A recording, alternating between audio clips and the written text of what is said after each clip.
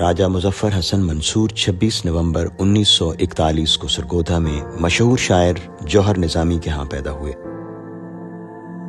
جوہر نظامی تھل development authority میں ملازمت کے سبب 1955 میں سرگودا سے نئے بسائے گئے شہر جوہر آباد منتقل ہو گئے۔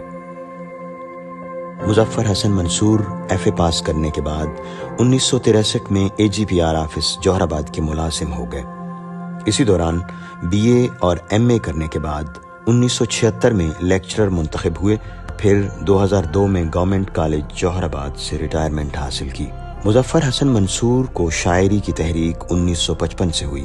ان کی پہلی غزل 1959 کو ہفت روزہ لیل و نہار میں شائع ہوئی۔ اس سلسلے میں انہوں نے اپنے والد محترم جوہر نظامی اور بھائی حسن اختر جلیل سے کسب فیض کیا۔ تھل ڈیولپمنٹ اتھارٹی کی ملازمت کے لیے جوہر آباد آنے والے شعراء شہزاد احمد اور شکیب جلالی سے ملاقاتوں اور مشاعروں کے سبب ان کے اندر کی شعری صلاحیتوں کو مزید تحریک حاصل ہوئی۔ وہ شاعری کا انتہائی بلند معیار اپنے ذہن میں رکھتے تھے، تبھی انہوں نے اپنا ایک ہی مجموعہ کلام 2015 میں ایک دور محبت بیت گیا کے نام سے شائع کروایا۔ مظفر حسن منصور شعری ہنرمندی سے خوب بہرور تھے۔ انہوں نے اپنے محسوسات کو الفاظ کی صورت میں قاری تک بہت خوبصورتی سے منتقل کیا۔ علامہ محمد اقبال کے افکار کے بہت بڑے مداح تھے۔ جوش ملیح آبادی کی رباعیات اور فراق گورکھپوری کی غزلیں انہیں بہت پسند تھیں۔ اگرچہ وہ ترقی پسند شاعر نہیں تھے، لیکن پھر بھی ترقی پسندانہ رویوں کو پسند کرتے تھے۔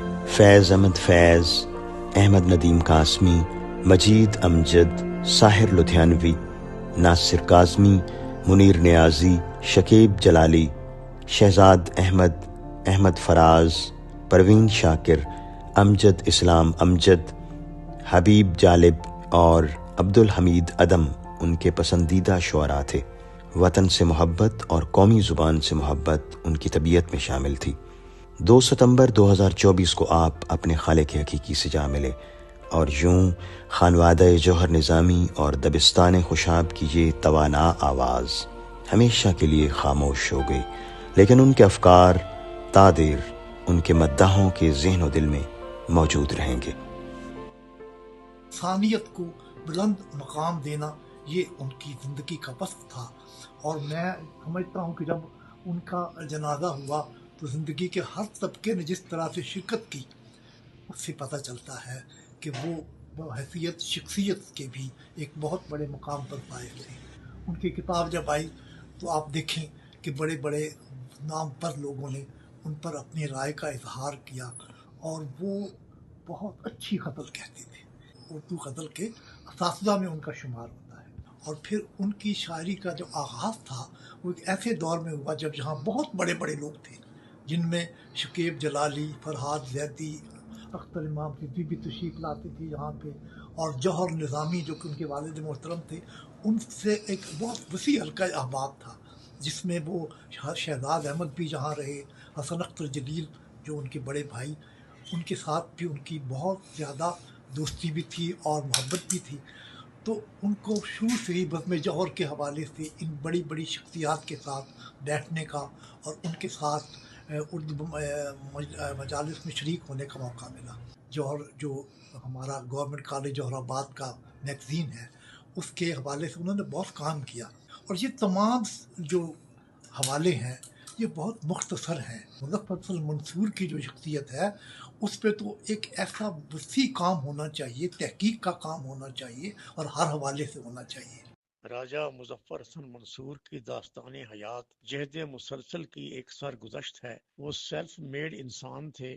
انہوں نے زندگی کے بہت نشیب و فراز دیکھے، حصول علم اور سعی روزگار ساتھ ساتھ چلتے رہے، لیکن زمانے کی تلخیوں اور کج روی سے انہوں نے کبھی ہار نہیں مانی، اور جو کچھ جی میں ٹھان لیا اسے حاصل کر کے ہی دم لیا۔ وہ ایک شفیق باپ، لائق استاد اور شعر و شاعری کے رسیا تھے۔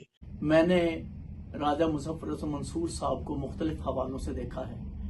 ایک بھائی کے حوالے سے دیکھا ہے، ایک استاد کے حوالے سے دیکھا ہے، ایک شاعر کے حوالے سے دیکھا ہے، اور ایک سماجی شخصیت کے حوالے سے دیکھا ہے، اور ان کا ہر حوالہ اپنے تمام پہلوؤں کے ساتھ ایک بھرپور حوالہ رکھتا ہے۔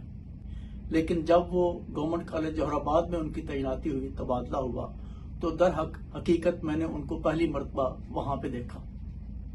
آپ کو بطور استاد دیکھا، شاعر کی حیثیت سے دیکھا، ایک بھائی کی حیثیت سے دیکھا. اور مجھے اچھی طرح یاد ہے کہ جب انہوں نے جوائن کیا تو میں چونکہ اپنے کھلنڈرے پن کی وجہ سے کالج میں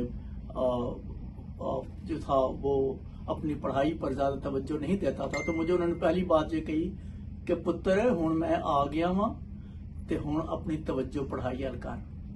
آپ کی شاعری کے اوپر جو تبصرے ہیں، آپ کی کتاب کے اوپر جو تبصرے ہیں، وہ اس بات کی دلیل ہیں کہ ادب کی دنیا میں ان کا کتنا بلند مقام ہے.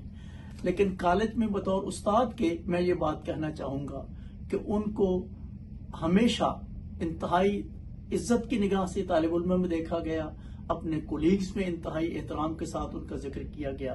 اور آج کی محفل جو ہے اس بات کی دلیل ہے کہ ان کا عزت و احترام اپنے کالیگز کے دلوں میں کتنا بھرپور ہے.